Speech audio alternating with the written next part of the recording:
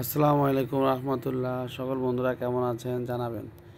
আমরা আজকে দেখেন একটি পাইপিং স্ট্যান্ড ফিটিং করে মেকানিকদেরকে আমরা দেখাচ্ছি কীভাবে এটা লাগাবে। কারণ আমি একটা লাগাচ্ছি, তো একটা লাগাইয়া বাকিগুলো ওদেরকে দিব, ওরা আমাকে লাগিয়ে মেশিনে দেখাবে। দেখেন, কারণ এগুলো খুব ইম্পর্টেন্ট জিনিস, ওদেরকে দেখাতে হয়, তাহলে দ্রুত ওদের থেকে আমরা ভালো কিছু ফিডব্যাক পাওয়া যায়। প্রথম আমি স্ট্যান্ডার লাগাইছি, প্লাস্টিক রাবার পোস্টার লাগাইছি, পাইপটা একটু বাঁকা, আমি এটাকে সোজা করে নিচ্ছি। দেখেন,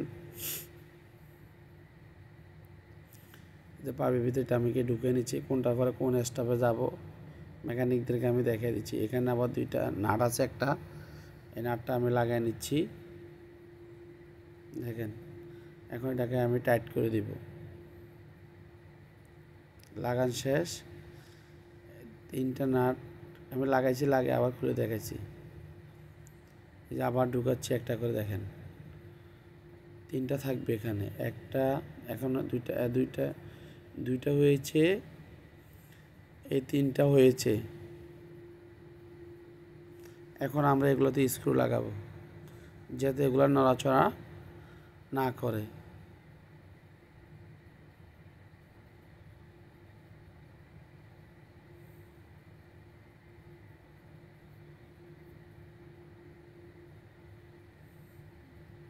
সম্পূর্ণ ভিডিওটি আমাদের দেখবেন। আমি পাশে দেখার মধ্যে ওকে দাঁড়া করে রাখছি, ওকে শিখিয়ে দিচ্ছি।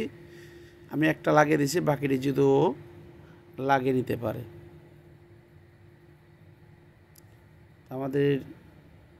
আমরা একটাই দেখা দিচ্ছে, বাকিগুলা যার যার লাইন শেষে একটাকে কপিরাইজ করে ও কি দেখে নিবে কীভাবে লাগাইতে হয়। লাগিয়ে ফেলেছি, দেখেন।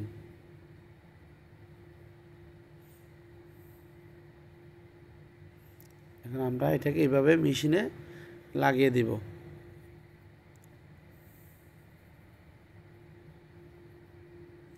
আমরা মেশিনে লাগিয়েছি, দেখেন কি সুন্দর করে পাইপিংটা ভিতর দিয়ে কীভাবে ঢুকিয়ে দিচ্ছি, দেখছেন। এখন অপারেটরকে বলতেছি আমি, তুমি কিছু বড়ি করো, আমরা তোমাকে দেখব। এই দেখেন, অপারেটর বড়ি করতেছে। এই গার্মেন্টসগুলো খুব চফ একটি কাপড়, আমরা সেই জন্য বাধ্যতামূলক এই স্ট্যান্ডটা আমাদের লাগাইতে হয়েছে। দেখেছেন ও বড়ি করছে, কত সুন্দর বড়ি হয়েছে। যাই হোক, আমরা আজকে সবাইকে পাইপিং স্ট্যান্ড সম্বন্ধে ধারণা দিয়ে দিলাম।